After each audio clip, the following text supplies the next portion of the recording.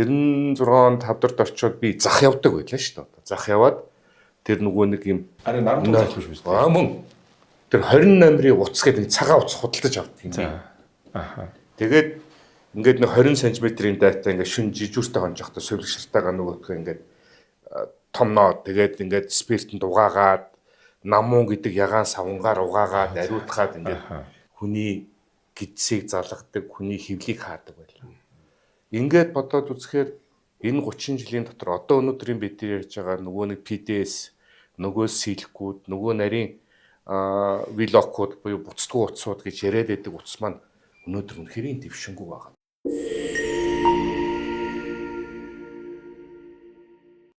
Сайн байцгаана уу эрхэм үзэгчдээ. WeCare подкастын маань энэ удаагийн дугаарыг хэлж байна.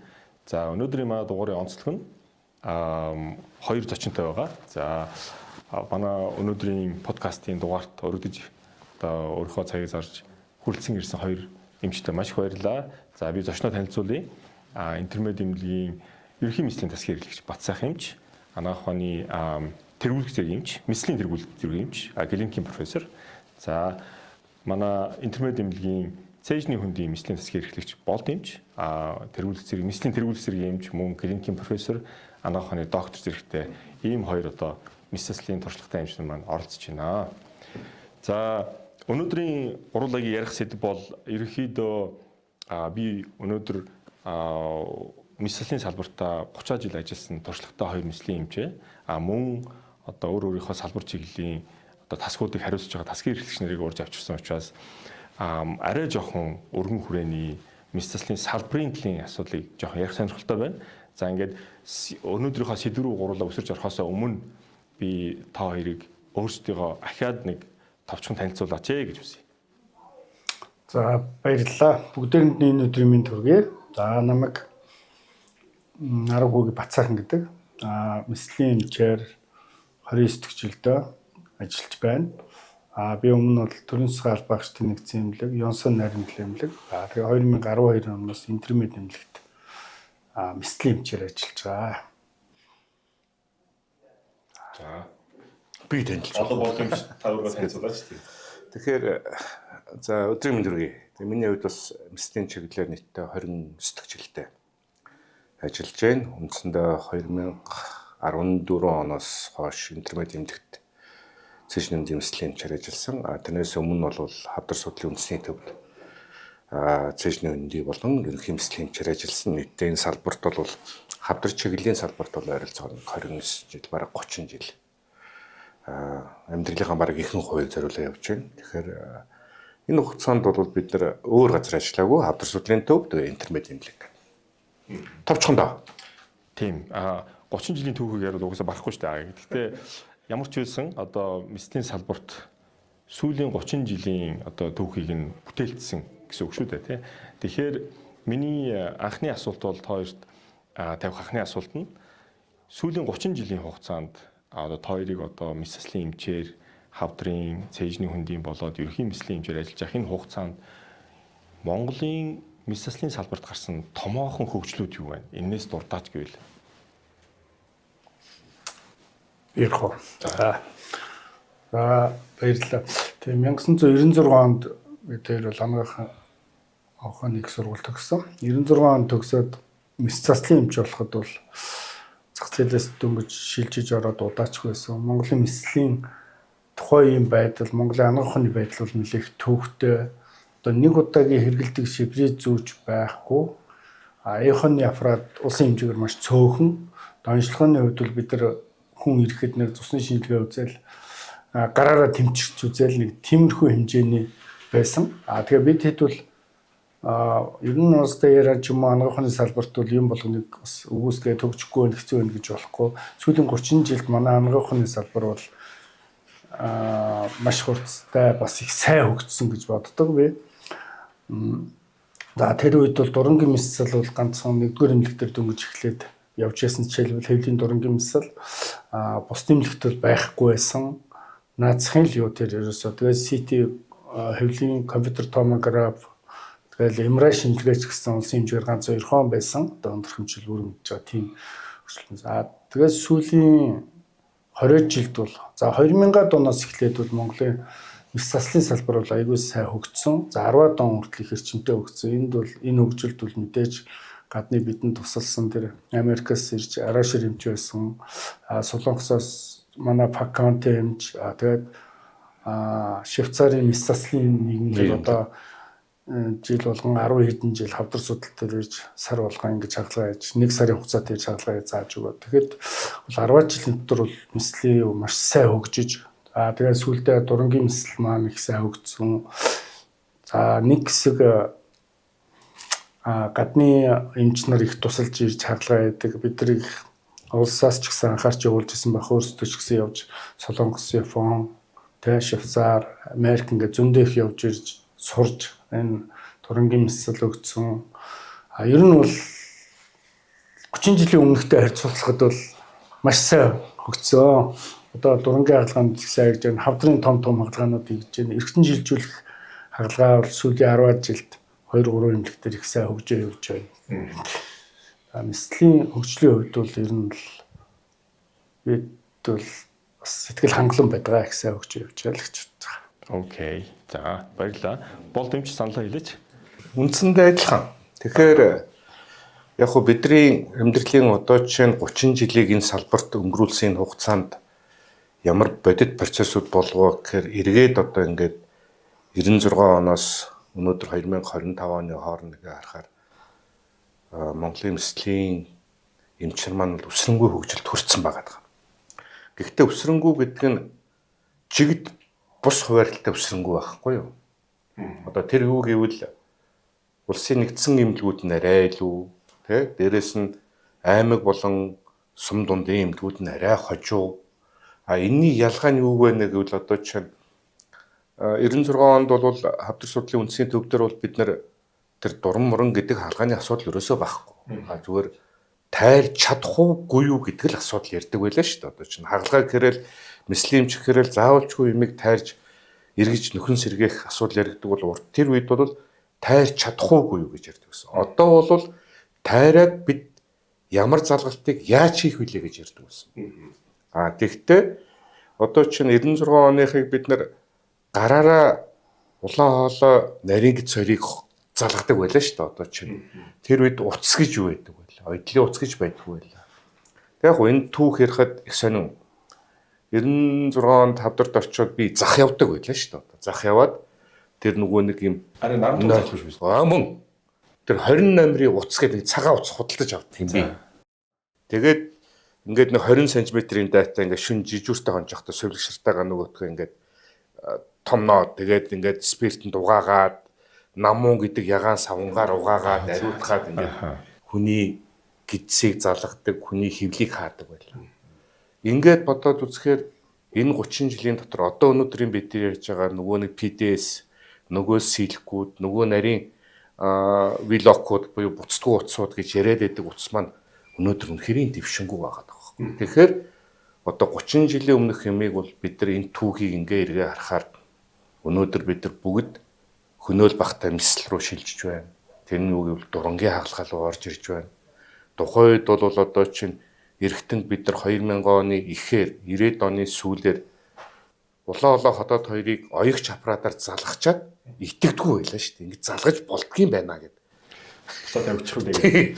Тэгэхээр бид нар тэрийг юун дээр хийдэг байсан гэд мэдээж одоо чинь тодорхой энэ кадавр донор дээр л одоо чинь юу гэдгийг хийгээл бид нар залгаж үзээл одоо энэ манай Эрдэнэ очир юмч байна хавдар судлалын буюу манай хавдрын чиглэлээр ерөнхий зөвлөлөөр ажилладаг Эрдэнэ очир юмч бид нар чинь ингэ залгачаад энэ тавигдчихъя гэж тийм ихтгэл төгс байс бус байсан юмнууд өнөөдөр ердийн хэрэглээ болцсон байна. Тэгээ энэ бол том хөгжил.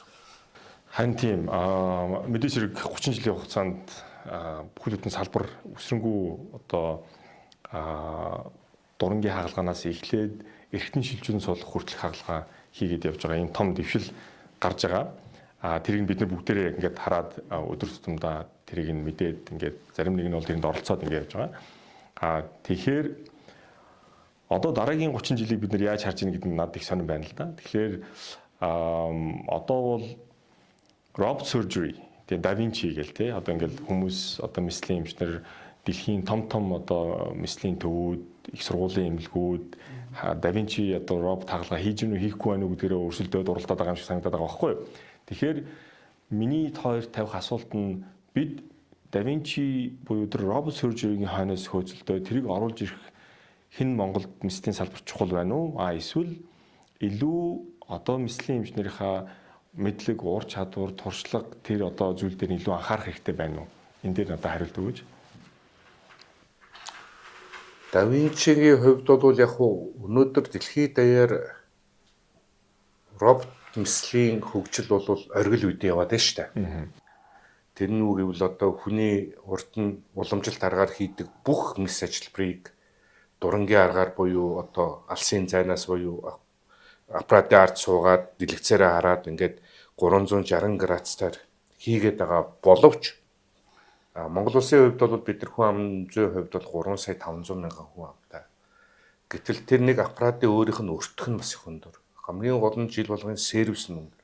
Тэгээд манай нийгмийн эрүүл мэндийн даатгалын систем маань бас тодорхой хэмжээгээр ийм алдаа мадагтаа байгаа учраас өнөөдөр бид нар Да Винчи хагалгааг зүгээр нэр хүндийн асуудал болно. Монгол улсын хэмжээнд.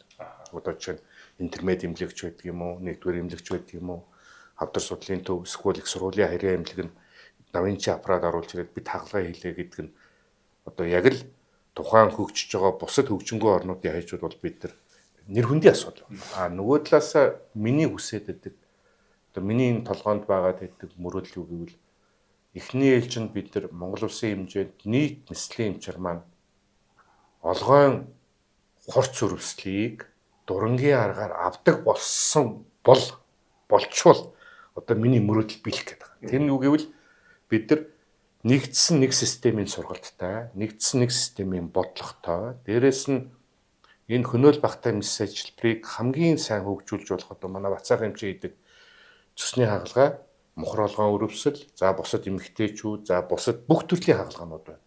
Тэгэхээр нэгдсэн бүгд мухролгон хагалгааг бид нар зүслэггүй хийдэг л болох гэсэн үг байхгүй юу? Тэгэхгүй бол зүгээр энэ дунд бид нар ингээ яриа явж хахад энэ юун том сорив бэ гэдэг энэ Солонгос байна уу, Хятад байна уу, энэ Япончууд байна уу, манай өвчтөнгөөс асуудаг.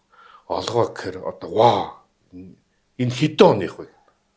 Харин тийм. Би яг наадахтай чи холбоотой би бас яг надад болсон бодит тохиол. Тэр нь юу вэ гэхээр Солонгосоос, Японоос манай улсад ирж мэслийн резидентүүд нь мухрын олгон хагалгааг нээлттэйг харах гэж ирсэн гэдэг тийм одоо нэгдүгээр эмч байхад сонсч ирсэн яриа л да. Тэгэхээр тэр үнэн багийн эмчийг би аюулсын сандаг байхгүй. Ягаад гэвэл намайг нэгд байхад та Ёнсод мэслийн эмчээр ажиллаж байсан дурангийн хагалгааны асуудал нэлээд шургуу одоо сайн оролцож байсан. Тэгэхээр та бол энэ талаар илүү туршлагатай байгаа шүү дээ.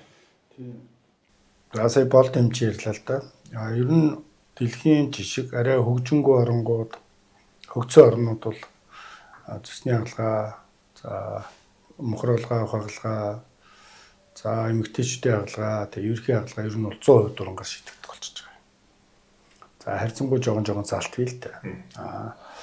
Ялангуяа мухролгоо авах хагалгаа бол ер нь дэлхийн хөгжсөн орнд бол ерөөсөө нээлттэй орох болчихсон. Тэгээ аюу ач холбогдолтой хагалгаа. Одоо ингээд төгтөд байрлалтай байлаг үүдтийш зүсээ томруулаа явчихдаг шүү дээ. Дурангаар тэхгүй. Дурангаараа хойноос нь очиод хурд багажаар очиод хийчихнэ гэсэн. Дараагийн асуудал нь онцлогооны аюу ач холбогдолтой. Одоо ингээд бид нар нээчдэг эмгтээчдээ өөр газараас юм гараад ирдэг. Тэрийг бас дурангаараа шийдчих болно. Асуудал өргөжлүүлээ шийдэл явчихна. Тэгээ нөө шархны угаасаа идэлт хүнд өвчин. Шархны идэлт бол баг 1% хүртэл буурна. Ягаад гэвэл дурангаар явахаар таркар гэдэг юм баг чийчээд дундуур нь багчаа явдаг шархандаа хүрдгүү. Нээлттэй олгоны хагалгаанд шарх идэлэх магадлал айгүй өндөр.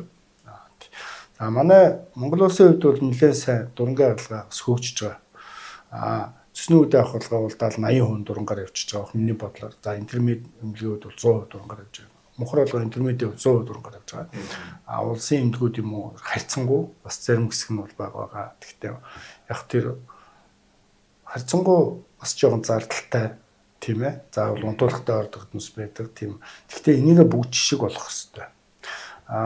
Сайн болд чи ярьдаг робот бид нар бусд анхан шатны юм ялангуяа бүх хүн амыг хамарсан тэр одоо олгоор өсөлч гэдэг юм уу ч гэдэг одоо тиймэрхүү юмнуудаа ер нь бол төгс шийдчихэд дараагийнхаа алхмыг бас зэрэгцээд явахгүй дэндүү хэд туйлшраад нэг эргэтэн шилжүүлж яж гэдэг юм уу Монгол улс тийдгүй хагалгаагаа тэр нь аюу цөөхөн кейстэй юм дээр эднэс ингээд яриад байгаа нь бас над заримдаа сонирч санагддаг. Тэгтэл дүүргийн яралтай тусламжийн тасаг эднэс дээр чинь бол бас хэцүү шүү дээ. Тэрийг нь бол аюу сайн шийдээд ингээд явуулах гэж байгаа. Европ тагалгааны хувьд бол яг мэдээж улс орон юм чин эмнэлэг юм чин зардалтай ч гэсэн бид нар яаж игээд байх ёстой. Европ тагалгаа бол ер нь бол одооны нислэгийн бол орилон болсон. Ганцхан ингээд жижигхэн зүлэгтэй ч юм уу бид нар алсаас хийгээд ийн гэж яриад байгаа юм. Үгүй. Европ тагалгааны багч маань угаасаа юм хүний гарын сарвуу шигээр ажилладаг. За дурангийн аглал бол ганцхан ингээд шууд байна. Европ тагалгаа маань бол яг гарын сарвууны шарчмаар ингээд дотроо эргэлдээд тэр зай багтаа бага арцын хөндөж гэсэн маш аюулгүй ажилладаг. Тэгээд телескоп уу дурн одоо хаанаас нь харж чаддаг ч юм уу. Тийм маш нарийн ялгалт явдаг. Ер нь тийм баргын хүндрэл гарах магадлал нь ингээд олъё гэдэг бүр бараг байхгүй болчихдог. Аюулгүй байдал нь бүр сайн байх нь шүү дээ. Тэр талаас харуул Европ тагалгаа бол бүр гайхамшигтай юу нээлттэй дурангийн агалгаа зайлшгүй. Зайлшгүй байх ёстой. Мэдээж бид нар ямар ч юм ярьсан чинь зах зээлийн нийгэм нэг том хэдэн тэрбумын аппарат авчаал 2-3 газар авчаал ажиллавал бас хэцүү. Ганц нэг аваад зардлаа нөхч чадахгүй ч юм ингээд унтарч шүү дээ. Тэгэхээр бид нар аюулгүй хойрлоо таанаа яг ингээд одоо тэгж ажиллах хэрэгтэй юм лээ л дээ. Тэгээд яг тэр яагаад байгаа нь мэдээж нислэгийн энэ ч хүнд ер нь бол ямар ч юмд кейс ингээд тохиолдол чухал байдаг. Тэгэхээр кейсээ айлхаар тохиолдол их байх тусмаа мэдээж бид нар илүү юмасаа хийгээд сураад бодлого туршлага суугаа яв. Тэгэхээр тэр бүгдийг ч гэсэн бодолцоо тийм. Яг энэ волюм буюу тохиолдол олонтой байж иж мислийн хэмжээ гар нь илүү сайн ажил нь илүү туршлагатай болно гэдэг дээр бол 100% санал нэг байна. Гэхдээ одоо миний анзаарснаар бол одоо их сургуулийн эмнэлгүүд ч юм уу те өөр том өөр бусад улс орны те харьцангуй хөгжилтэй улс орнуудын их сургуулийн эмнэлгүүд юм уу эсвэл 3 дугаар шатлын буюу tertiary level hospital-ууд яаж юм вэхээр нөгөө тренинг центрүүд байгаа шүү дээ. Тэр тренинг центр одоо манай улсад манай мислийн салбарт орж ирсэн үү? Тим центртэй эмнэлэг байна уу? Тим төлөвлөгөө мислийн салбарт байна уу? Ийм асуудал яригдж байгаа юу? Сонирхож асууж байгаа шүү. Энэ би бас сайн мэдэхгүй байна. Яг сургуулийн эмнэлэгтээ train box гэдэг юм хайрцаг тавьчаал ядаг. Манай дээр ч гэсэн эмнэлэг дээр ч гэсэн байгаа. Залуучууд нар тэр train box-д ажиллаад юм нарийн хөдөлгөөнүүдэд сураад оёдлоо тавиад тэгээ явдаг тийм байгаа. Яг хөө кейсээ илүү миний бодол. Ер нь бол тэр үл зайлшгүй. Бид нар тийм зөв сургалт хэрэгтэй юм билээ. Ерөөсөө л яг хамгийн сүүлийн зөв сургалт зөв зарчмаар эхнээс нь зөв сурцсан хүн бол тэр хагалгаагаа зөв хийгээд яваад ич чадна. Суур юмнуудаа зөв сураад тэгж явах хэрэгтэй. Тэгээд тэрнээс гадна одоо сайн мислийн эмчилгээнд төлбөрөөр болоогүй юм шиг. Тэр нь яг үгүй тийм байна. Суур зөв сургалттай. Тэгэхээр тийм хүний сургалтын хугацаа байд юм шиг байна. Тэр 4 жилийн резидент ч гэдэг юм уу тэр бол айгүй чухал юм шиг санагдсан надад. 1-2 жилд ингээ хүн амжиж одоо ингээл шавнаар хүүхдүүд ирээд резидентүүд ирээд явж байгаа. 1-2 жилд ингэж бас яг үндэ амжиж сурдгүй юм бэл. Яг үнэн та айгүй тийм чухал гэхдээ бүр ялцгүй үнэн тийм сэдвийг хүндэж л да тэр нь юу вэ гэхээр бид нар нөгөө манай резидентүүд чинь юуны резидент байхаас үл хамааран одоо шил дүрс онцлогооны резидент бол 2 жил байдаг ч юм уу те гэтэл одоо миний мэдж байгаагаар яг гэвэл миний салбар учраас би мэдж байгаа гэсэн дүрс онцлогооны резидент Монголд улсад бол 2 жил Америкт бол 4 жил Канадад бол 5 жил Сингапурт бол 6 жил анх төгснөөс хойш 6 жил сурж Сингапурт дүрс онцлогооны эмч болж байгаа байхгүй. Тэгэхээр мислийн эмч гэдэг чинь бол тэрнээс илүү нарийн, тэрнээс илүү өндөр хариуцлагатай, эрсдэл хүндрэлтэй ажил хийж байгаа, стресстэй ажил хийж байгаа ийм одоо мэргэжил байгаа шүү дээ. Тэгээд дотроо тэр нь ахаад ингээд салаад хөрөлчгөр чинь бүр их хэцүү. Тэгэхээр би нэг юм жижигхэн судалгаа хийж үзэхгүй юу? Манай улсад хэдэн анагаахын сургууль байдгийн. Ер нь одоо бидний дагж дуурайгаад байгаа Япон, Солонгос одоо юу гэдгийг, Энтэг, Хятад, Америк одоо энэ улсуудад нийт хүн амтай нь тухайн улсад байгаа их сургуулийн эмнэлгүүдийн тоог харьцуулаад үзсэн чинь дунджаар 1 сая хүн амд нэг анагаахын сургууль оногддог юм байна. Тийм. Тэгэхээр манай улсад миний сонссноор одоо олж мэдснээр бол бараг 20 сургууль байх шиг байна. 15 6 7 сургууль байгаа мó эмч бэлдэж байгаа. Тэгэхээр яалтч байхгүй үед л нөө чанар руу яваад орчих байх л та. Тэгээ энэ дээр коммент хийлээш. Таны сайн ярьсан бол яг тэрнтэй холбогдоод байгаа байхгүй юу? Яг уу сая манай Бацаах эмчийн хэлдэг энэ тренинг центр гэж яриад байгаа бид нар бодлого болгон өөр юм зөв бодлоготой байхын тулд яг уу гэрээ нийгэмлэгүүдийн харьяа юм сургалтын төвөг нь байгуулах ёстой.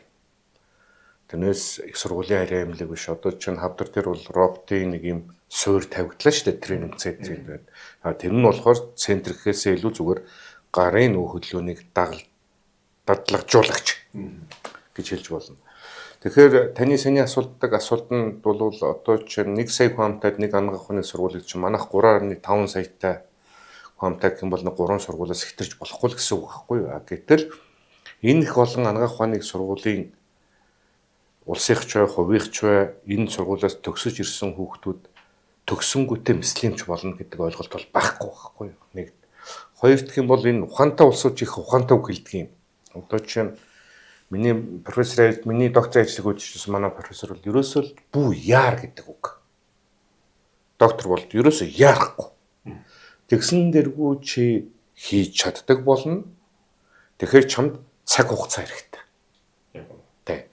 Энэ цаг хугацаатай чи уралдаад ирэх юм бол уралдаад явах юм бол эсвэл чи их том алдаанд орно. Эсвэл чи халшраад дахиж мислимч болохгүй. Тэгэхээр энэ цаг хугацаанд л чи ажиллах ёстой гэдэг. Тэгэхээр энэ дээр эргээд нөгөө буцаад ингээ харахаар юу гэсэн үг вэ? Ерөөсөө тухайн үед л ажиллах ёстой л гэсэн үг байхгүй юу? Танаас өнөөдөр дөнгөж төгссөн мислийн залуучуудыг өнөөдөр чи хотоодны хагалгаар хийж чаддаг болсон гэж орж ирэх нэг өөр. Одоо чинь 20 30 жил 20 хэдэн жил ажилласан эмчнэр бид нар нэг өөр. Тэгэхээр тэр дөнгөж төгссөн хүүхдүүд өнөөдөр чадваржуулахын тулд чанаржуулахын тулд яах вэ гэхээр яг л унших хэрэгтэй, давтах хэрэгтэй, нэг ойдлыг хэдэн 100 дахин давтчихж чи энэ төвшөнд ойдог гэдгийг ойлголт байхгүйгээр ингэж ойдгийн байх гэж харчаад ойх ёстой байна гэж ойж байгаа бол буруу байхгүй юу? Яг үнэн. Харин тийм наадах чинь бол та ус яг одоо миний одоо хэлээсэй гэж бодож ирсэн юм гоноод хэлжлээ, баярлалаа.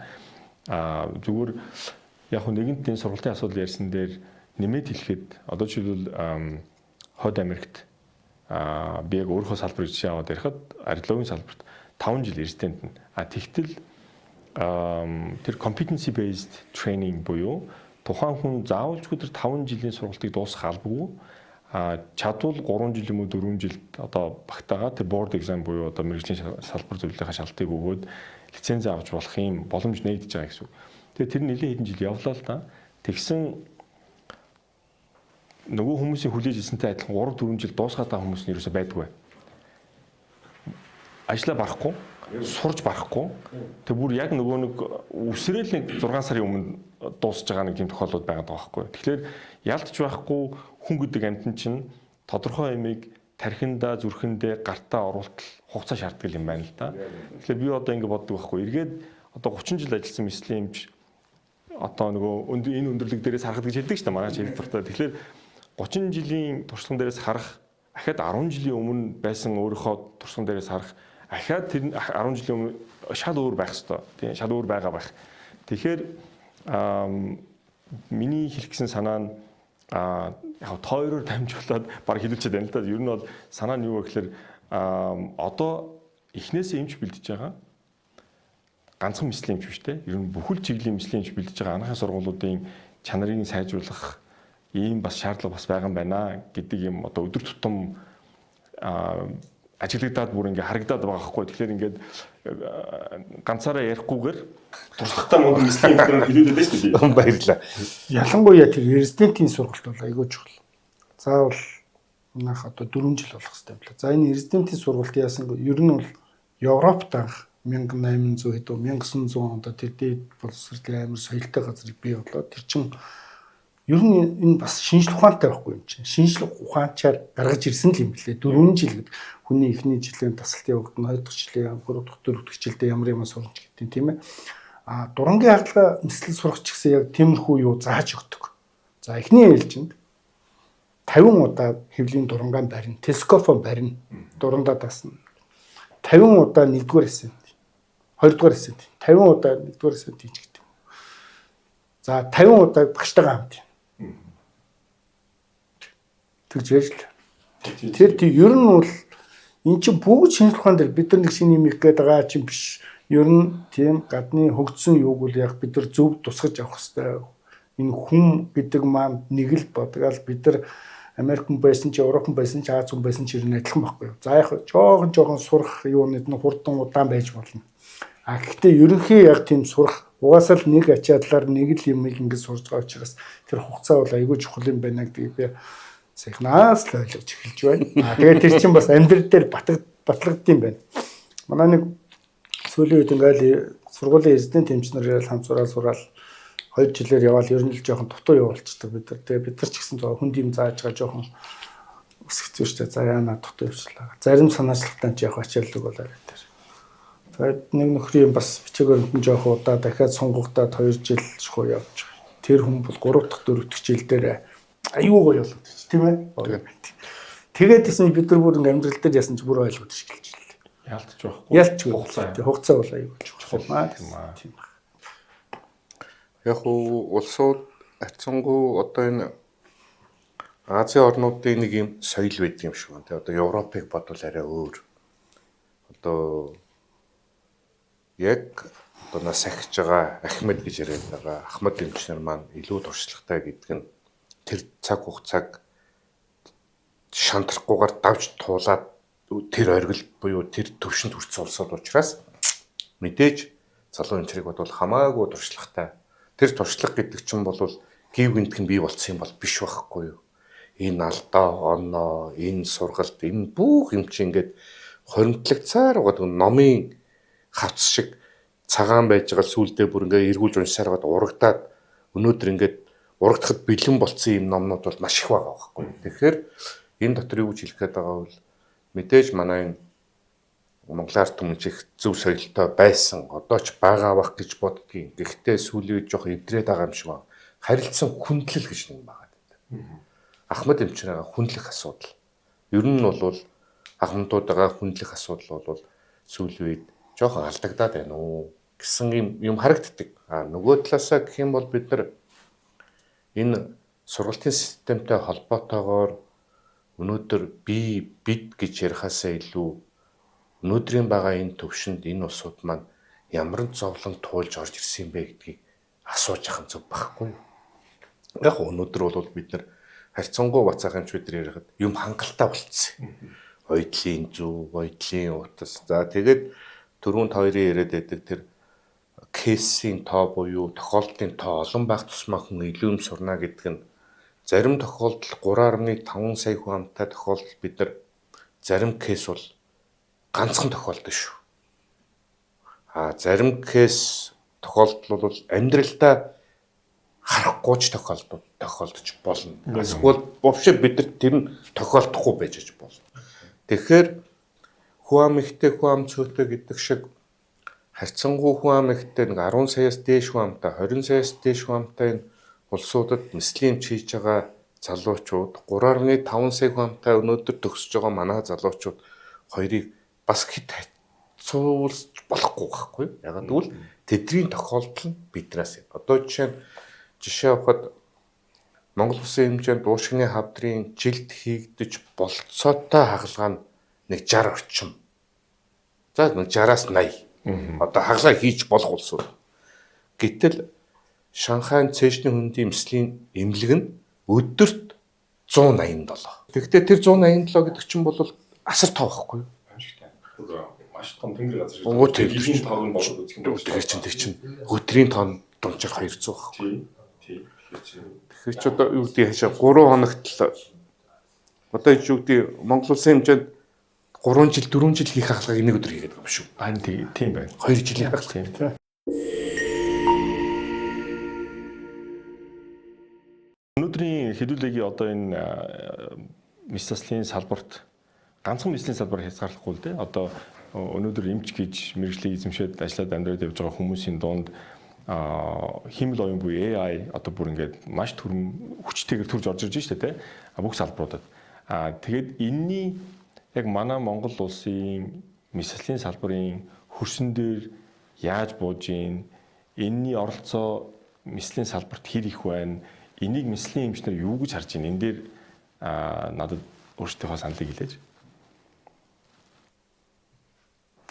Яг уу хиймэл оюун ухаан хөгжилтэй холбоотойгоор зарим мэрэгчлүүд бүр устдаж авах байхгүй болох юм гэсэн. Одоо чинь ойрын 10 жил 20 жил тэр тусмаа одоо чинь юу гэдгийг манай таны чиглэлийн ус одоо чи археологийн дүр сонжлоо. Гэтэл мэслийн эмчийн хувьд бол зүгээр ямар ажилбар ямар мэслээс шалтгаалаад одоо чинь зүрхний мэслийн эмчнэр манай багш бол надад хэлдэг байсан. Би одоо 20 жилийн дараа ажилгүй болох нэ гэж. Тэр чинь бол одоо нээлттэй зүрхний мэсэл хийдэг хүн бол одоо бол дандаа ангиогоор хийгээ шийдэж байна. Гэтэл яа хөгжөөд ирэхээр цаашдаа өшөө одоо чинь маань ямар төвшил гарахаар би хэлж мэдэхгүй байна. Гэхдээ зарим мэрэгжлийн чиглэлүүд нь устдаж алах болох юм шиг байна. Яг өнөөдөр одоо жишээ авахад бид нар бүгд л iPhone ч байдаг юм уу смарт утас бариад байна. Гэтэл 10 жилийн дараа энэ смарт утас чинь хоцрогдож болох байхгүй юу? Яг тэрнтэй адилхан мэслийн эмчийн хувь зүгээр өнөөдөр мэдээж бид нар онш баталгаажилт бол улам нарийнсан. Одоо хиймэл оюун ухааны нэвтэрснээр онш баталгаажилт, зургийн чанарууд, за дээрэс нь 3D гэж байна. Тухайн эрхтнийг одоо хадгалах ямар нөхцөл байх нь вэ? Тэгэхээр ерөнхийдөө хиймэл оюун ухаан хөгжлөөр бол урд нь бид нар тухайн эрхтний хавдрыг эрхтэнгээр нь тайрдаг бол одоо дэлхийн хэмжээнд тухайн эрхтнийг яаж хадгалж үлдээх вэ? Ягмар сегментийн төвшөнд B сегментийн төвшөнд яаж тайрах юм бэ гэдгийг одоо дүрстэйгээр 3D-гээр одоо нүдний чи өмнө ингэж гаргаж ирээд хиймэл оюун ухаанаар тэгээ та яг ингэж тариараа гэдэг. Нэг өсөндөө хиймэл оюун ухааны зааварч магадгүй. Тийм. Илүү өндөр наривчлалтайгаар хүндрэл байхгүй бараг шахуу. Ингээд ийм одоо ажлбарыг хийх боломжийг AI биднэрт олгож эхэлж байгаа гэсэн үг шүү дээ, тийм. Тэгэхээр хүмүүсийн дунд бас нэг юм айдас гэх юм уу. Ялангуяа манай археологийн салбарын дунд бол жишээлбэл одоо нэг 5-10 жилийн дараа бидний мэрэгжил байх юм уу байхгүй юм уу гэдэг асуудал ганц Монгол төвшөлтэй одоо ялгаа авахгүй дэлхийн хэмжээнд л яригдчихээн гэсэн. Тэн дээр маш олон янзын тайлбарууд өгж байгаа. Тэгэхээр одоо илүү бидний ажлыг өдөр тутмын одоо хариу бичлэлтийг хурцсах нь, оншийн алдааг багасгах нь бидний ажил амьдрал илүү хөнгөн болно гэсэн үг нэг талдаа. Тэр нь эргээд хүндээ хурдан, хариу хурдан гарна гэдэг юм уу. Тэгтэл нөгөө талдаа нөгөө AI маань надтай адилхан уншаад эхлэхээр магадгүй надаас илүү сайн наривчлалтайгаар уншаад эхлэх юм бол яг үүндээ би тэр зургийг уншаад сууж явах шаардлага байна уу гэдэг асуудал зүй ёсны гарч ирнэ шүү дээ. Хоёр дахь асуудал нь юу вэ гэхээр нөгөө нэг програм маань бас нэгэн програм учраас алдаа гаргаж болно. Тэр тохиолдолд хариуцлага хэн хүлээх вэ гэдэг асуудал байна. Тэрний хууль дүрм одоо ингээд зохицуулгын асуудал нь бас олон улс тодорхойгүй байгаа. Тэгэхээр тэрний асуудлаа бас шийдэх гих мэтчлэн ингээд алхам асуудлуудаа шийдэж явж байгаад бидний одоо ажил амьдрал илүү хялбар болох байх. Болоосоо ч гэж бодож байгаа юм би. Зүгээр яалтч байхгүй одоо гараараа юм хийдэг, ажилбар хийдэг мэслийн эмчнээс гадна түрүүн болд хэмжээнд дурдсанаар одоо ангиогийн эмчнэр шүү дээ. Интервеншнл археологийн эмчнэр гардан үйлдэл хийдэг учраас тэрийг орлоход бас арай илүү цаг хугацаа шаарддаг гэсэн үг. Тийм. Тэгэхээр одоо залуучуудад хандаж хэлэхэд магадгүй одоо мэслийн эмч юм уу ямар нэгэн одоо ажилбар хийдэг эмч болвол AI-д одоо арай ажлаа алдах магадлал нь нэлээд 10 хэдэн жилээр хойшлох нь байна шүү. Тийм. Тэрийг наанта цаанта хүлээж аваарай тий. Тийм. Нис заслын эмчийн хувьд бол AI даалдахаас илүү арай нарийн мэрэгжлийн одоо зүрхний мэсэл нь гэхэд интервеншнл кардиолог эмчрөө ажилладаг. Манай хоол боловсруулах замын юунууд бол одоо ингээд эрт онцлогоо гэж явж байна тий. За эрт үеийн хавдар, нэгийн үедээ хавдрын урдл онцлог дандаа эндоскопик шийдэ явдаг болсон тийм ээ. Сас дуугааргаар ч юм уу гэж шийдэ явждаг болдог. Одоо ялангуяа Япон ч юм уу хөгжиж байгаа орнууд бол ер нь мэслийн эмчийн ажил нэлээд хувьд бас тийшээ шилжиж байгаа. Тэгэхээр мэдээж залуу эмч нар болохоор бол одоо эндоскопист ч юм уу, интервеншнл ч юм уу болох илүү их ажлын ачаалал дараагийн 10 жилд илүү их байх магадaltaй шүү л гэж. Яг тийм байна. Саналтай байна гэсэн үг тийм ээ. Тий.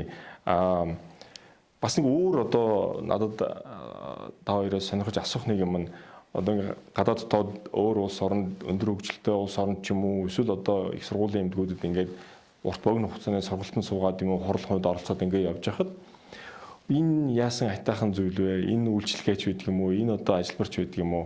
Очоод буцаад эх орондоо Монголдо нэвтрүүлж хийсэн, хийж хийсэн гэж бодож исэн, санаа төрж исэн. Гэхдээ тэр нь одоохондоо магад байхгүй ямар тийм одоо санаа оноо үйлчлэгээ байна. Яг ингээл өмнө нь бол намайг эмч болж явах тул гадагш юм шиг явдггүй байлаа. Тэгэл 4-5 оноос эхлээл бид нар ч яг ингээл мөсөө явал. Анх яваад бол ингэж байгаа соёлын шок гэдэг те. Ер нь бол хамгаалах хүмүүс амар хөгжсөн явцсан байгаа. Тэрийг хараад жоо шок төрж. Тэгээд дараагийн нэг шок нь болохоор бол энэ эмч юм ямар гоё ундаг бэлтдэм бэ. Би үл тэр сургалтын юуг хараад бодчихсон. Яг бид нар яг ингэж сурвал мэдээж хүн эмч адилхан л сурах юм. Тэр сургалтын системийг яг л ингэж хэрэгжүүлэх юмсан л гэж миний хамгийн их одоо хямдхан бөгөөд зөв зохицуулах юм системээ бушуухан юм болоосой л гэж боддог байнга. Тэрнээс өөр бид нар яг л адилхан заагаад өгвөл яг л адилхан л сурна. А гол нь тэр системээ нэг яг зөв резидентийн сургалтаа, удаа сургалтаа тийм ээ. Миний одоо хамгийн их юу гэж байгаа юм бол тийм байгаа. Тэрнээс өөр яг нэг технологиг юм уу нэг юмыг бол ингээл ээлжлээл авчраал хийгээл хэрэгжүүлээл яваад байгаа байхгүй юу. Тэр бол эдийн засгийн сургалт хэдүүсийн явуулаад ингээл Монгол улсаар Монголын ангаах ухаан бүгд сайжрахын тулд ийм нэг зөв сургалтын системтэй болоод бид нар тэрүүгээ маш хурдан ороод тэгээ явах хэрэгтэй. Тогтвортой, чанартай, зөв сургалттай, стандарт сургалттай, яг гадны стандарт сургалттай. Ийм одоо сургалт, анагаахын сургалтын асуудал гэж байна. Зоригтойгоор тэр хэсүүлээд эсвэл гадны маш мундаг профессоруудыг бид нар энд 3-4 жил ч юм уу хамтарч ажиллаа тий. Тэгэхэд бол Монголын ангаах ухаан богинохон хугацаанд маш янзын сургалттай зөв системтэй болсон чадна. Энэ дээр бол бид нар даатгал юм уу юу яриаггүй шүү дээ. Чадна тэр бол ямар ч асуудал. Нэг хүн нэг багшийг дагаад 4-5 жил явхад бол тэндээс янзын юм нааж авна. Одоо бид нар ч гэсэн тодорхой хэмжээний таа ч гэсэн би ч гэсэн боловч ч гэсэн гадны багш нар байгаа. Тэднээс ямар хугацаанд яаж сурж богинохон хугацаанд тийм ээ зарим нь бол урт хугацаанд ч гэсэн зөндөө юм авч сурсан. Тэгээ би бол энэ сургалтын системээ жигд болох юмсан. Тэгжээж нэг одоо ингээд хэдүүлээ мэдж байгаа шүү дээ. За бүгд нар Солонгос улсын Сеулийн их сургуулийн төгссөн. Сеулийн их сургууль дээр 4 жил резидент хийсэн. Янсас Севрас эмнэлэгтэр тэдэн жил фэллоу хийсэн гал харуул бид нар тэр хүнийг ямар төвшний хүн бэ гэдэг шууд мэдэн тэ. Яг үнэ. CV-г нь хараад за энэ үл тиймэрхүү зиндааны тим. Манай төвшин тодорхой, ур чадвар нь тодорхой. Тий, эрүүл мэндийн шинжилгээ ухааны их сургууль тийм болоос тий. Би бол тэгж боддог. Миний хамгийн их хэлж байгаа. Тэгвэл магадгүй эмчнэр мэдээ сайжирчээж бид нар өвчтөндөө ойлгуулдаг байж тэгжээж Монголын ангаах ухаан хөгжин мэдээж хүмүүсийн тодорхой хэмжээний ойлголтын эрүүл мэндийн ойлголтод нь сайн болох ёстой. Гэхдээ мэдээж эмчнэраа дагаад эмчнэрийн үгэнд орно шүү дээ тий. Тэгжээж л гоё болно. Би бол тэгжэл боддог. Миний хамгийн тэр гадагш нэг багаар яваал ингээл сурал муралд яваал юунд сургалтанд яваал яхад бол тэрийг л олж харж хэрэгжүүлэхээс л гэж боддог басна. Гэхдээ тэр ганц хувь хүний юм уу бид нэрс цөөх хүнээс хамаарахгүй нэлээд том системийн асуудал юм билээ л дээ. Тэгэхээр зөв сургалт зөв үр дүн гарахын тулд яах вэ гэхээр би зүгээр ингээл яг уу амьдралдаа бид нар дэлхийг ямар тойрцсон гэж худлаа ярилтай нэш ерөнхийдөө манай эмчрийн очдог бидний сурдаг байсан энэ зүүмд Азар байж байна, Япон, Солонгос, Хятад байна, за Европ руу байж байна.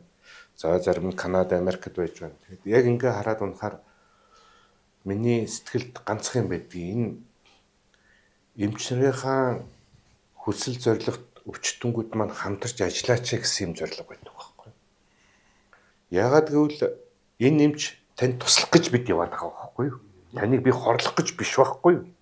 Гэтэл өнөөдрийн би ч одоо хувьсгалын эмнэлэгт, хувийн эмнэлэгт аль-алинд ажиллаж байхдаа ингээд анзаараад байхад манай өвчтөнгүүдийн хүнд үл итгэх нэг юм орон зай байгаад идэм шүү.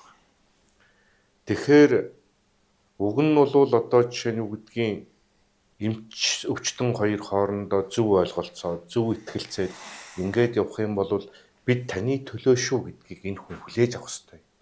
Тэгвэл манай огш жоохоо одоо энэ гадны ухаантай эрдэмтэд ч юм бол хилээд байгаа шүү дээ. Өвчтөндөө их төвөгтэй юм шиг байна танаа дээр ингээд ойлгоод байгаа мó үгүй нь мэдэгдэхгүй.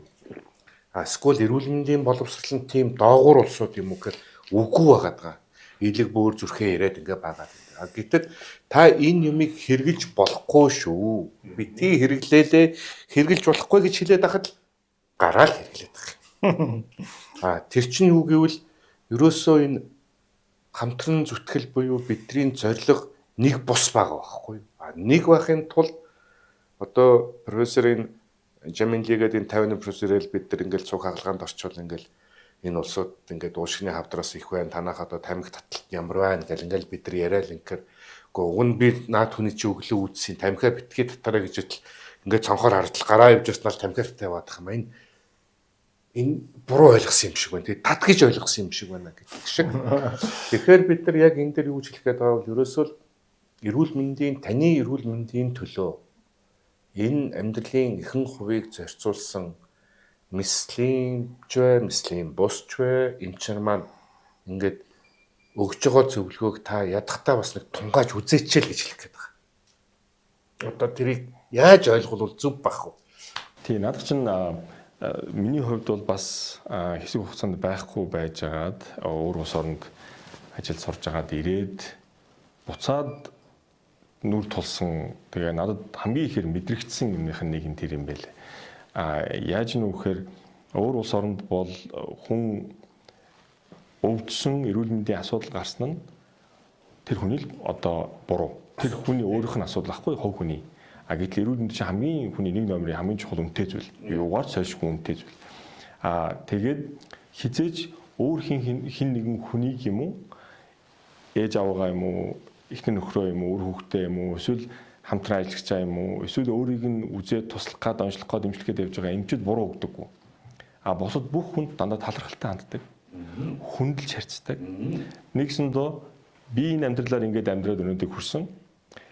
Ийм амьдралаар ингэж амьдрах шийдвэрийг би өөрөө гаргаад ингээд ийм амьдралын хэм маягаар амьдраад өнөөдрийг хүрчихсэн. Тэгээд би ийм өвчин тусчлаа. Ийм юмар өвдчлөө. Тэгэхээр энэ тэнд өөр нэг ажил хийж сууж байгаа юм чим юм уу? Эсвэл тэнд өөр амьдраад явж байгаа найзынх нь буруу биш байхгүй юу? Тийм. Тэгэхээр тэрийг манайхан ингээд өөр бусдад нялцаагаад байгаа юм тий. Одоо ингээд гомдоод ч юм уу, эсвэл ингээд буруудан хайгаад ч юм уу. Тэгээд ингээд байгаа. Тэгэхээр эсэргээрээ одоо энэ бүх хүмүүс надад сэтгэл санааны хувьд тусалж байна. Мэдлэг ур чадвар туршлагаараа тусалж байна. Мөнгө санхүүгээр тусалж байна. Энд маш их олон талаас хамтарч ээж тэр эрүүл мэндийн асуудлыг яаж даван туулах вэ гэдгийг бодож явах хэрэгтэй байтал надад бол яг адилхан тийг санагддаг. Одоо ингээд гомдоод л уурлаад л ингээд үл итгээл битсэн хариуг өөр нэг эмчид давхар шалгуулаад за одоо дүүрч одоо гадагш дотгошны явуулах нь одоо дүүрч одоо хов хүний сонголтын асуудал байх. Гэхдээ тийм нэг хардсан үл итгэсэн нэг тийм тэр нь миний харж байгаагаар бол тухайн хүний эрүүл мэндийн боловсрол муугааг илтгэж байгаа.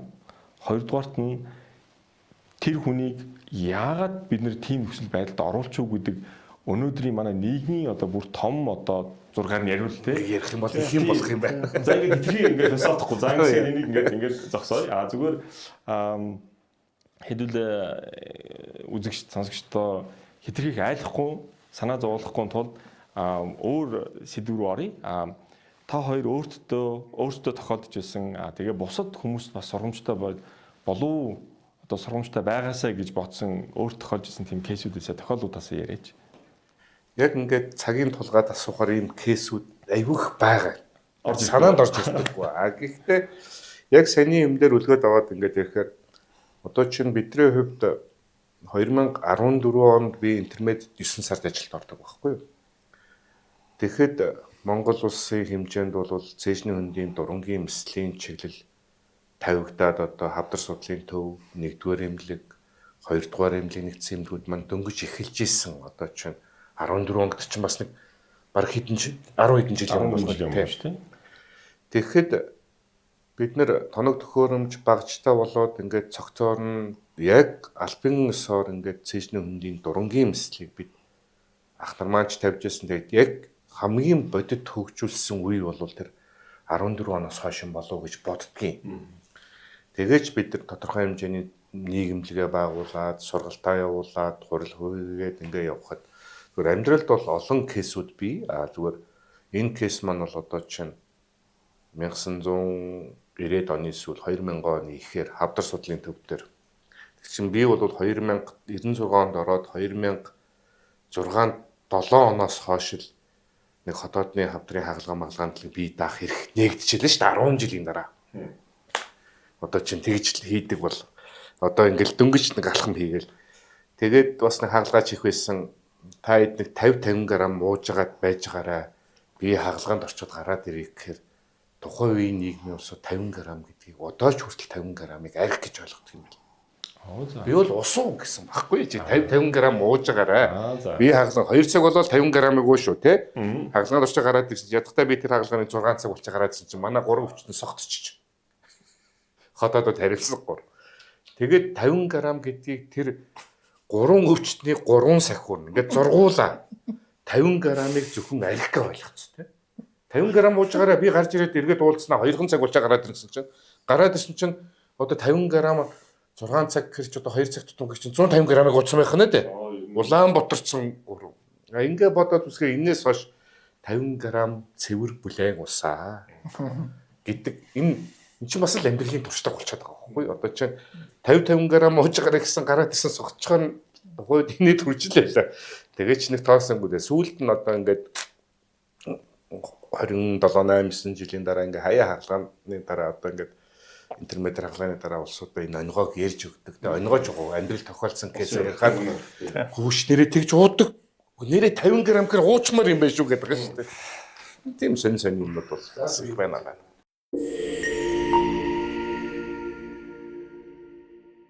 Сая нөгөө болдимчин 50 грамм татдаг онгойг сонсон ч юм бас минь над санаанд орж ирлээ л да. Нөгөө бидний эмч болж байгаа ч ер нь шархан 100 грамм сайн. Эмчээ 100 грамм татхууд.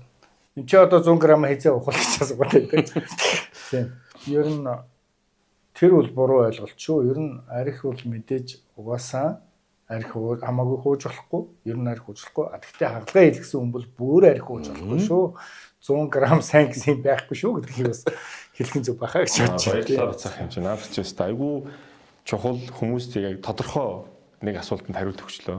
Маш их баяртай байна. Зүгээр яг энэтэй холбоотой миний хувьд бодож явдаг юм юу вэ гэхээр магадгүй бидний өөрсдийн Монгол хүн гэдэг онцлог юм уу эсвэл бидний хөгжлийн төвшин одоо эндээ явж байгаа чи энэ үедээ явж байгаа ч юм уу нэг тийм шалтгаанууд байгаа л бахал да. Бидний сэтгэлгээний асуудал байгаа юм болов уу гэж би хараад байгаа. Нэгс нь одоо ямар нэгэн буруу юм бусдаас хайдаг ч юм уу тий эсвэл ингээд одоо өөрийнхөө гарах ёстой шийдвэрийг хин нэгнээр гаргуулах гэдэг ч юм уу эсвэл энэ би энэ шийдвэр хийж байгаа ярьж байгаа энэ үйлдэл үг энэ чинь тэр хүний л өөрийн л одоо асуудал шүү дээ уг нь. Гэтэл тэрийг хин нэг хүн даатгадаг тийм ээ. Тэгэхээр одоо ялангуяа эмчид ингээд бүр ингээд даатгачдаг. Магадгүй өмнөх системийн одоо ойлголтын үлдэгдэл явж байгааг бас үүсэхгүй байх л да. Тэгэхээр энэ ингээд аажуу өөрчлөгдөх байх гэж найдаж байна. Би бол нэлээд олон одоо тохиолдлуудыг харж ирсэн. Өөр улс оронд харуулттай тархин дотор судсан бөглөрч гисэн. Тэгээд нөгөө харуултын шинжүүд нь илэрч гисэн.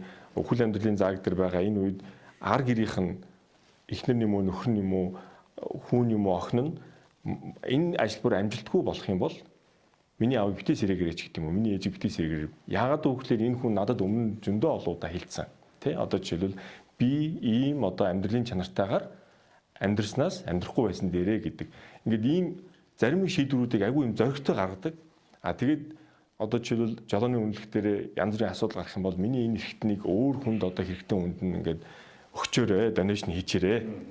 Донор намайг болгочоорой гэдэг гих мэтчлэн ийм нэг сэтгэл зүйн болоод нэг ийм хөгжлийн юу гэж тайлбарлахаа би сайн хэлж бас мэдэхгүй байгаа. Гэхдээ ийм шийдвэрүүдээ бүр их багадаа залуудаа 20-д 30-д гаргацсан байт юм билээ. Тэгэхээр яг Монгол хүмүүсийг тэг гэж байгаа юм биш л дээ. Гэхдээ бас нэг бодох ёстой өнцөг юм болов уу гэж харж явдаг хувьдаа.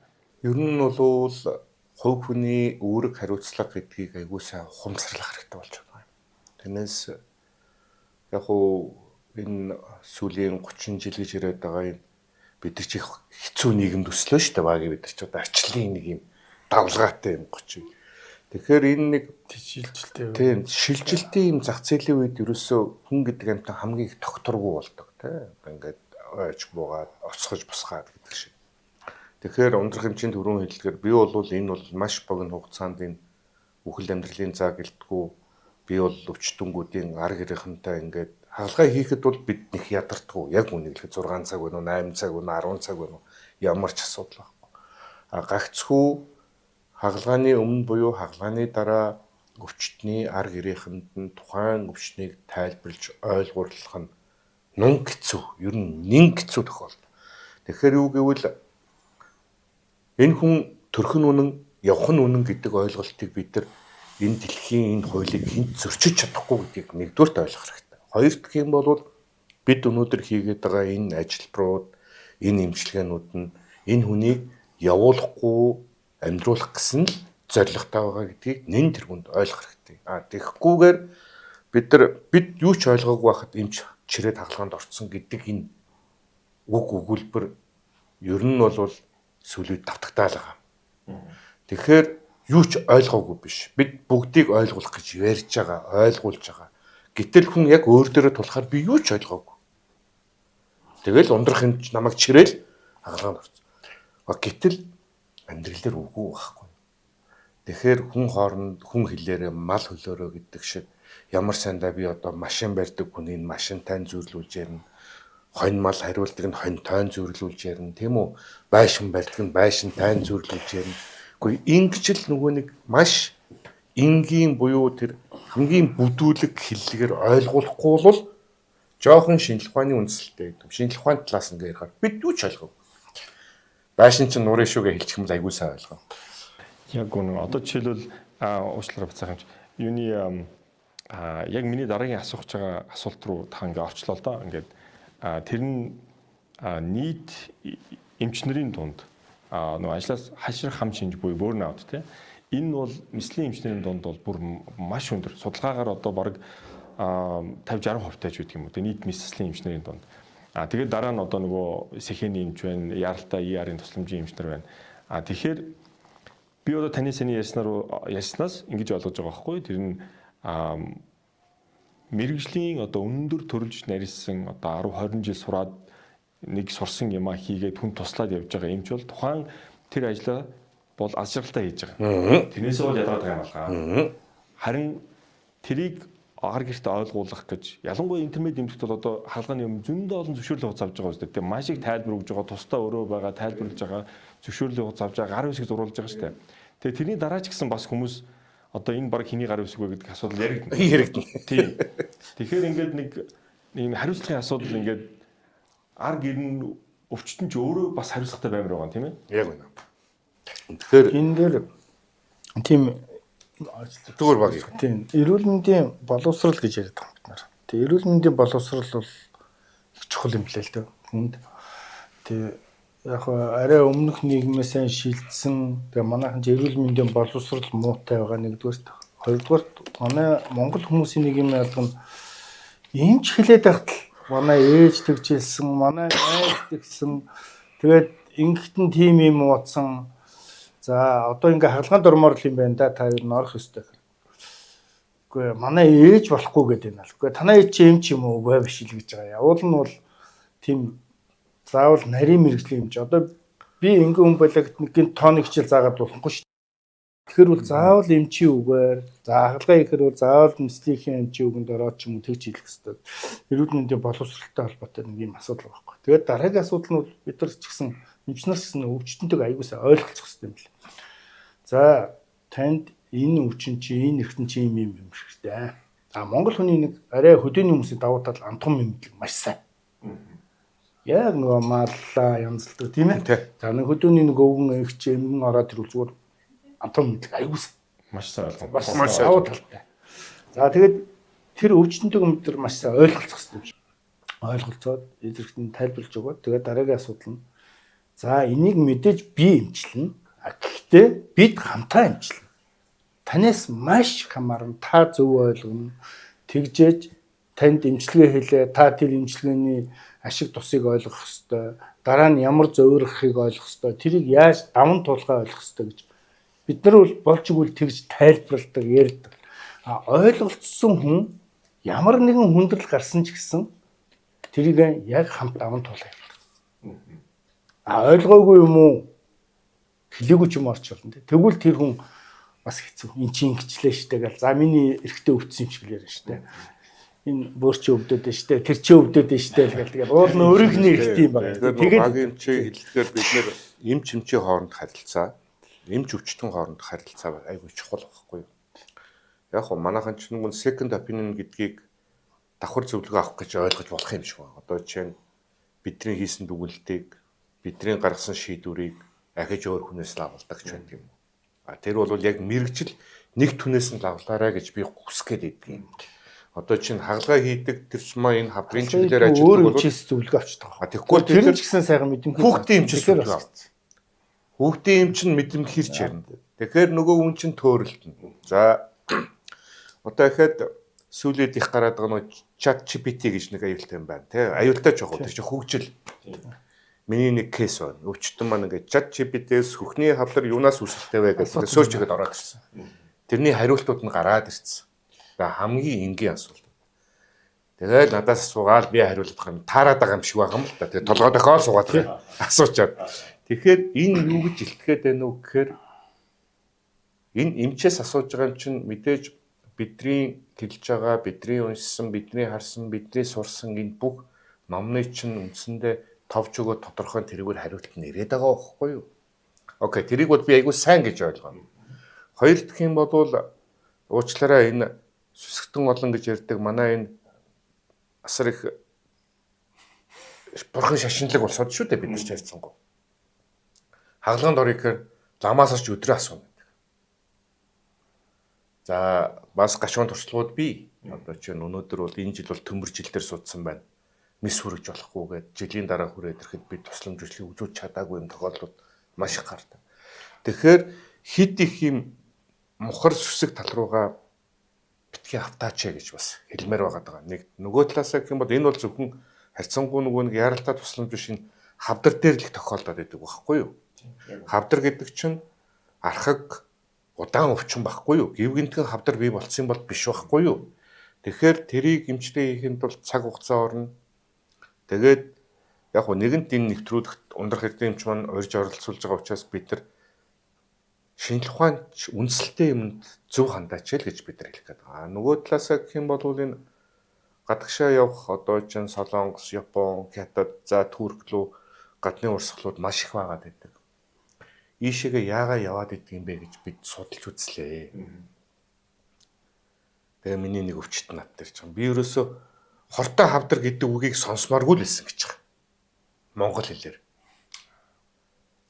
Тэгэхээр тэр шүрхгүй шүү дээ. Тийм. Тэгэхээр тэр Солонгост очихоор Солонгосоор хортой хавдар гэхээр тэр хүн ойлгохгүй шүү дээ, тий. Тэгэхээр айгүй аз жаргалтай амьдрах юм гэнэ л. Гэтэл тэр хүнд зөвхөн тэр гадагшаа явах сэжүүр нь юу болсон юм бэ гэвэл ерөөсөө би гадагшаа явах юм бол идэгэн. Гэтэ хорт хавдар гэдэг юм хүлээн зөвшөөрөх. Тэгэхээр онш нэгэнд батлагдсан болвол сэтгэл зүгээ 50 байлгаж байгаа. За нэг 50 грамм уудаг бол 50 грамм уугаад түрүүний ярьдаг шиг те 100 бол 100-аа уугаад ингээд өөрөө айгүй сайн бодолд ороод бодох хэрэгтэй байхгүй.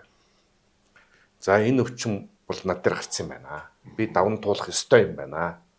Даван туулахын тулд би сэтгэл зүгээ бэлтгэх ёстой юм байна гэд хүн хамгийн түрүүнд өөрийгөө нөгөө нэг гэрээ засаа төрөө зас гэдэг шиг өөрийгөө эхлээд зөв засах хэрэгтэй.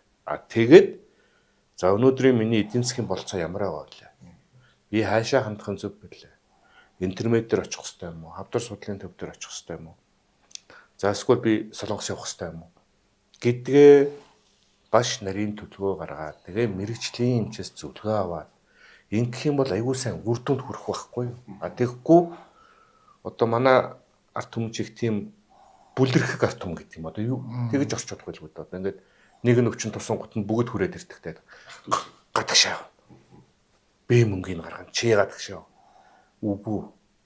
Тэр хүний төлөө тэр 20 хүн дотроос ч юм 10 хүнээс нэг л хүн өвдсөн байгаа шүү дээ. Тэр бүгд чиний төлөө өвдөөгүй гэдгийг хүн хамгийн түрүүнд ойлгох хэрэгтэй. Тэгэхгүйгээр хит их хөөлийн байдлаар хит их тийм торхирсон байдлаар ингээ ямарваа нэгэн имчилгээнд орох хийх нь тун аюултай юм байна. Аюултай ч яах вэ? Ерөнхийдөө цаашдаа гарах эрсдлүүд нь улам өндөр болно гэсэн үг байхгүй. Тэгэхээр миний хэлэх гээд байгаа санаа бол бид нар шинжлэх ухааны үндэслэлтэй тэр шинжлэх ухааны нотлогдсон юмныг л уншиж харж сонсооч л гэсэн үг. Тийм. Тэгэхээр нөгөө талаасаа гэх юм бол бидний хувьд өнөөдөр эргээл түрүү нөгөө сэдвлөөгөө ороход энэ мислимчрийн энэ ажлаас халшрах хам шинж гэж яриад байгаа. Эний чинь хэн бий болгоод байна уу гэхээр ерөөсөө л одоо ингээд судалгаа хийгээд үзэхээр сүүлийн 5 6 жил бол мислимч болох эмэгтэйчүүд авих болчиход байгаа. Залуу охтууд. Тэгсэн чинь тэр зөвхөн гоо сайхны чиглэлээр явах гэдэг юм байна л. Одоо зөвхөн маяг одоо ингээд гоо сайхны бусад гэтэл ийм мөргөн том цэжний хөндий гэдэг юм уу, том мушгины хавдар гэдэг юм уу, хавдрын чиглэлээр орж ирж байгаа хүн бол айгүй цөөхөн болсон. За тэгээд онцлогооч сайжраад өчтөнгүүд өөрсдөө анхаарал тавихын сайжраад ирэхээр харьцангуй эрт үедээ онцлогдоод ирэхээр одоо бол хоёр туйл байгаа. Эсвэл хит их эрт онцлогдож байна. Эсвэл хит их хожуу онцлогдож байна. Ерөөсөө л нөө бидний хоёр туйл гэдэг нэм хасах туйл гэдэг шиг хит тийм болчиход байна. Тэгэхээр хожуу хавдрын ч гэдэг юм уу эмчилгээний менежментүүдийг хийх манай ер нь бол энэ залуу эмчнэр маань жоохон цэжний хөндий эмслийн чиглэлд цухтаагаад байгаа юм болов уу гэсэн юм тойм харагдаад идэгин. Харьцангуй хялбар юм руу шилжээд байгаа юм болов уу гэдэг ч юм уу. Тэгэхээр энэ ганцхан Монгол биш л дээ. Тийм. Тийм ерөөхдөө хандлага бас юм хөөж магадгүй тийм ээ. Тийм одоо жишээлбэл яг мислимч болсноос илүүтэйгээр дүр сонжлогооны юмч бол илүү одоо 50 амгалан суугаад ай кофегоо хариугаа бичнэ гэсэн санаа шүү дээ. Тийм миний дараагийн одоо асуулт нь юу вэ нөхөр одоо манай одоо мислийн эмч нарын дунд мэдээж энэ бол багийн ажил. Одоо мислийн эмч мэдээж ажиллаа хийн, хагалгаа хийн. Гэхдээ мислийн эмчдэр очоод хагалгаа хийгдтлээ онш тавигдахын тулд өөр магадгүй өрхийн эмчээс эхлээл ингээл явах байх л та. Тийм. Дараагийн өөр нарийн мэргэжлийн эмчд үзүүлээл яваад мислийн эмчтэй үзүүлнэ. За тэгээд тэр хоорондоо янз бүрийн багцын шинжилгээ хийн, дууран одоо лабораторийн шинжилгээнээс авахуулаад арилгаагийн шинжилгээнүүд хийгдээд ингээд оншин тавигдаад батлагдаад хагалгаанд ороод эмчилгээ хийгдээд ингээд явна. Тэгэхээр мэдээж хэрэг яг одоо тухайн хагалгаа хийж байгаа үндсэн эмчилгээ хийж байгаа хүн бол мислийн эмч. Гэхдээ тэр төвшөнд очлоо энэ бол маш том багийн ажил. Тэрний дараа ч гэсэн бас багийн ажил ба шүү дээ. Одоо жишээл хавдар байлаа гэж бодоход мислийн эмч одоо авч болох хэмжээний хавдрыг авчлаа. Авч болохгүй хэмжээний бас хавдар байгаа. Тэгэхээр тэр өөр ямар одоо мислийн эмчээс гадна дахиад бас тэр багийн чухал үүрэг өрөөлтөд оролцож байгаа хавдарт ямар эмчилгээнүүд байна. Тэгэхээр ийм одоо чинь бид нар хавдрыг зөвхөн мислийн эмчээр ойлгодог гэсэн бол үгүй байхгүй юу? Одоо чинь ямарваа нэгэн өвчнийг хамтын хүчээр бид нар эмчилдэг. Одоо чинь мислийн эмч байна. За системийн эмчилгээ хийдэг манай одоо бид нар бол химийн эмч гэж яриад байдаг. Системийн эмчилгээ, туяаны эмчилгээ байна. За дээрэс нь одоо чинь нөхөн сэргээх эмчилгээ байна. Тийм үү? За хоол зүйч эмч байна. За эн чинь өөрөөс энэ хүн хамгийн аз жаргалтай болох үе юу гэвэл хүнийг аз жаргалтай хэвийн байсан амьдралыг өөрчлөөд тодорхой хязгаарлалтанд оруулж агаад эргээд хуучин амьдралд нь орохоор хамгийн аз жаргалтай үе гэж байгаа. Одоо чинь хүнээс асуух юм бол улсууд тийм юм авчуд аз жаргалтай үгүй. Чиний ердийн амьдарч ирсэн амьдралын хэм маягийг чинь огцон өөрчлөөд хэсэг хугацааны дараа эргээд ердийн амьдралд оруулах нь хамгийн аз жаргалтай үе гэж байгаа. Тэгэхээр энэ аз жаргалтай үеийг хэн бий болгодгоо гэхээр энэ эмчрийн багийн төвшин маань бий болгодог. За тэгэхээр одоо чинь нэгдсэн эмнэлгийн интернет эмнэлгийн хувьд бол бид нар бол ерөөсөө л энэ тусламж үйлчлэгийг үзүүлэхэд хангалттай багууд байгаа байхгүй юу? Бид нар бас хэд их туйлшраад одоо чинь хавдрын өвчтөн зөвхөн хавдраар өвлөд хавдраар өвдсөн зүрхээр өвдөхгүй гэсэн ойлголт байхгүй шүү дээ. Гэтэл химийн эмчилгээнд орж байгаа хүний зүрхний хяналтыг манай зүрхнийх нь хийдэг. Зүрхнийх нь гарсан дүгнэлтийг манай системийн эмчилгээ маань тооцоог нь бодож имээ хийдэг. За тэгээ энэ хүн чинь ингээд эмчилгээ дуслаа гэхэд цаашдаа яах юм? Хяналтанд явна. 5 жил хяналтанд явна. Тийм үү? хяналтанд явж явах хугацаанд өөр чиглэлийн өөрчлөлт гараад ирвэл тухайн чиглэлийн эмчнэр маань асуудлын шийдэл. Энэ чинь л хамгийн чухал байна. Тэгэхээр энэ дээр ахиж юу гэхээр бол өвчтөнгүүд асуугаад байна. Боломжтой хавдартай ингэнэ. Одоо гурил хийж болохгүй, сахар идэж болохгүй, витамин уухгүй, тийм. Тэгээ бүх юмс гарц кофегаа болчихсон. Гэсэн чинь тэр хүний хамгийн дуртай юм кофе байна. Тэгээ юм сэнда тэр энэ миний яриад байгаа энэ процессыг дандаа энэ дэлхийд дахинд энэ агуу эрдэмтдийн сургаалууд яваад байгаа шүү дээ. Хүний аж аргалтай болгохыг бол хууч амьдрал хамгийн аж аргалтай. Тэгэхээр тэр болгонд бид нар тусламж үзүүлэхэд бол хангалттай баг бол энэ гэсэн бэлтгэгдсэн боловсон хүчин бол манай байна. Бид хамтран ажиллаад 11 жил болж байна. Товчхон доо. Тийм. Маш их баярлалаа. Тэгэхээр багийн ажиллагаа гэдэг юм бол одоо яг үнц суурь юм а гэдгийг одоо аягүй сайн ойлгох хэрэгтэй тий хүмүүс. Тэгээд надад бас нэг ажиглагдсан юм нь юу вэ гэхээр манай улсад эрүүл мэндийн үйлчлэгээ бол одоо эрүүл мэндийн үйлчлэгийг авах хурд хүртээмж нь аягүй өндөр. Маш богино хугацаанд хүссэн эмнэлэг дээрээ хүссэн эмчээс өөрийнхөө одоо бодож хүссэн хэмжээнийхээ тусламж үйлчлэгийг авах тэр боломж хэрэгцээ шаардлага тэр юм аягүй хурдан байна гэсэн үг. Гэтэл өөр улс оронд бол одоо месслэлийн эмчтэй уулзна гэдэг бол одоо мөрөл шүү дээ. Ер нь бол бас хол одоо жишээлбэл месслэлийн эмчтэй суугаад одоо хоол идэх ч юм уу месслэлийн эмчтэй суугаад өөрт байгаа эрүүл мэндийн асуудлаа асууна гэдэг бол ер нь л одоо месслэлийн эмчтэй цаг авах их хэцүү. Үнэхээр л одоо амин насны яралтай зүйл биш бол. Тэгтэл манад бол өдөртөл авч штэ. Ерөөсөө ирээл цаг аваад ингээл. Тэгэхээр нэг талдаа энэ систем нэг хүртээмжтэй байгаа юм шиг мөртлөө ард нь бас давхар чанарын асуудал яригдж байгаа. Тэгэхээр тэр зөвлөгөөг өгж байгаа месслийн эмч нь хэрэг туршлагатай вэ? Одоо миний хүмүүст хэлдэг юм юу вэ гэхээр AI, robot surgery аль нь ч байлаа гэсэн тэр чинь туршлагатай месслийн эмчийн гарт очсон уу? Туршлагатай юмыг одоо scientifically боддог, хүнээ ойлгодог, энэ мэрэгчлэлтэй хайртай ийм хүн чам зөвлөгөө өгсөн үү?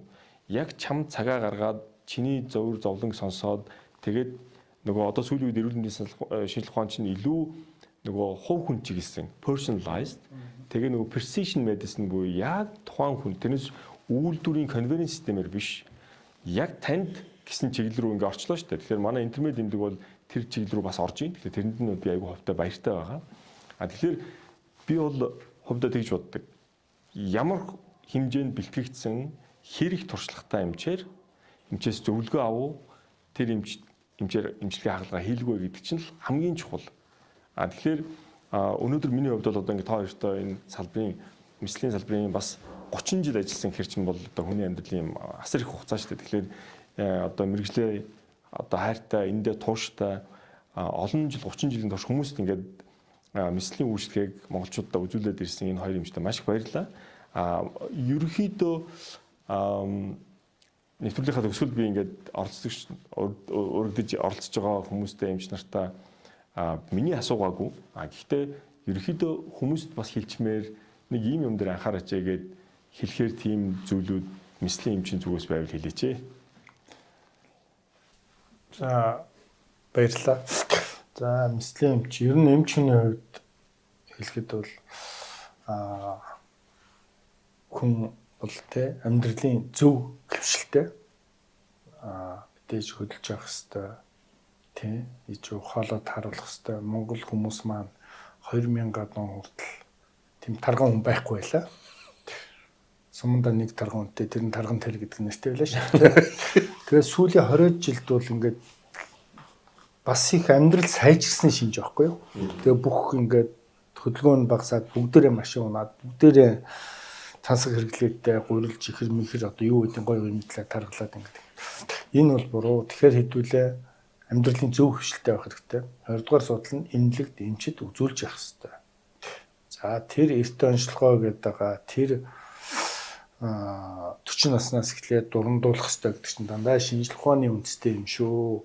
Аз хүмүүс бол ходоод 40 наснаас эхлээд зүгээр бол 2 жил нэг удаа, өдөнгөцсөн зүгээр бол 5 жилд нэг удаа ч юм уу энэ чинь дандаа шинжлэх ухааны үндэстэй гаргаж ирсэн. Тэр Япон, Солонгос, Европын хөгжсөн орнууд өндөр наслаад байгаа чинь мэдээж амьдралын хэвшлэн зөвөөс гадна эрт үзүүлээд уусаа тэгдэлтэй бид нар аа ингээд сургуульд яваад янз бүр харж хат бүгдээрээ стентэй тавиулсан хотоодныхаа сансдыг хуулуулсан тэгжээж 80 90 100 хүрч наслж байгаа. Тэгэхээр бид нар ч гэсэн тийм боломж байгаа. Бүгдээрээ зөв хөвшилтэй эмчтэй үзүүлж харуулад эрт илрүүлэхтэй ороод бүгдээрээ ингэж одоо бас нэг үе одоо бас амьдрал тийм үү бишээ бүгдээрээ үзүүлчихээр боллоо. А бүгдээрээ машина цаг тухайд нь үзүүлдэг шиг цаг тухайд нь онцлогоондоо ороод идэг цаг тухайд нь тосмослоо солих шиг үзүүлж эрүүл амьдрцгаая л гэж одоо уриалж байна. Баярлалаа. Ерөнхийдөө гоцааг эмчтэйгээ санал нэг. Гэхдээ одоо жишээ нь эмч болгон бидний хүсдэг юм болвол ерөөсөө бид таны төлөө ажил хийгээд байгаа юм шүү, таныг эдгэх гэж яваад байгаа юм шүү гэдэг ойлголтыг л авах хэрэгтэй юм. Тэрнээс энэ эмч намайг ингэх гээд байна, тэгэх гээд байна биш байхгүй юу? Нөгөө талаас нэгэнт эмчэд үзүүлж байгаа, эмчээс зөвлөгөө авч байгаа бол айгүй энгийн хэлгээр зөв ойлгомжтой асуултууд асууж хэрэгтэй байгаа. Хардталтын донгоос биш байхгүй юу? Энэ ягаад тэгв биш? Би яаж идэх үү гэж асуудаг хүн бол юу н байдгүй байхгүй юу? Би ягаад хавдар тусчгүй л гэдэг юм. Би яаж идэх үү гэж асуудаг хүн бол ер нь том байгаа. Тэгэхээр нэгэнт та хүн болж төрсөн юм чинь өвдөх эрхэн ч байгаа, тийм ээ? Идэх эрхэн ч байгаа, идэх процесс нь ч байгаа. Тэрнтэй адилхан ямарваа нэгэн бид нар тууштай, нухацтай гэхээр хандхал хэрэгтэй болж байгаа. Тэгээд шинжлэх ухааны үндэслэлтэйгээр шүү. Тэрнээс бол зүгээр явуулын яриагаар одоо чинь ямарваа нэгэн байдлаар хандж битгий хандаасаа л гэж хэлэх гээд байна.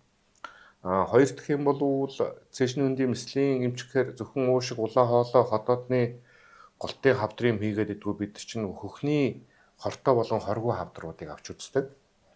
Тэгэхээр хамгийн наад зах нь эмэгтэй хүн та өөрөө хөхөө усанд орж явахдаа л тэмдэгч хэрэгтэй юм байна.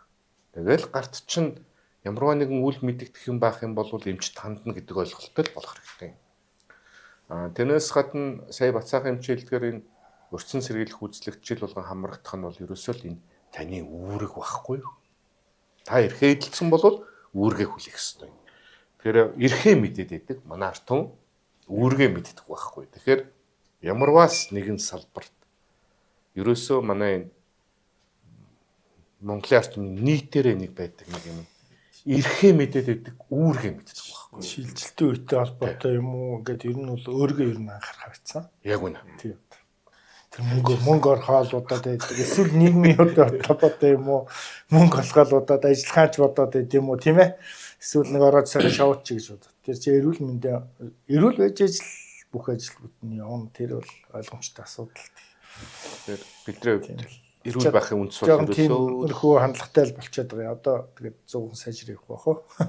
Бидний хүсэж идэг бол багийн хэмжээлдээ сайжрах бах уу л гэдэг. Тэгээ одоо чинь тэрлүү бушуу ороосоо л гэж хүсэж байгаа байхгүй. Уг нь бол одоо Улаанбаатар хотын хэмжээнд 1,500,000. За хөдөө орон нутгийн хэмжээнд 3 сая. За ойролцоогоор 3.5 сая орчим хүн. Зүгээр эрүүл мэндийн төлөө бүгд анхаарах ёстой юм байна. Эрүүл байх чинь хамгийн чухал юм байна гэдгийг хизээ ойлгохгүй гэхээр хүн мөнгөтэй болохоор ойлгох юм гэнэ л. Тэгэхдээ одоо энэ далавх шидрийн их мундаг тийм сургаал айлтдаг улсууд хэлсэн байгаа шүү дээ. Чи юу яах гэж мөнгө цуглуулдаг юм. Тэгэхээр хүн бол гоё машин авах гэж, гоё байшин авах гэж үгүй. Хамгийн эцсийн point нь бол энэ хорвоод ирсэн юм чинь чи амьдралаа сунгах гэж л мөнгө цуглуулдаг байхгүй. Тэгэхээр бид нар та бизнес хийж болно, тодорхой эдийн засгийн хөшүүрэг байж болно. Гэхдээ эрүүл мэндэ битгий хаяачаа л гэсэн үг.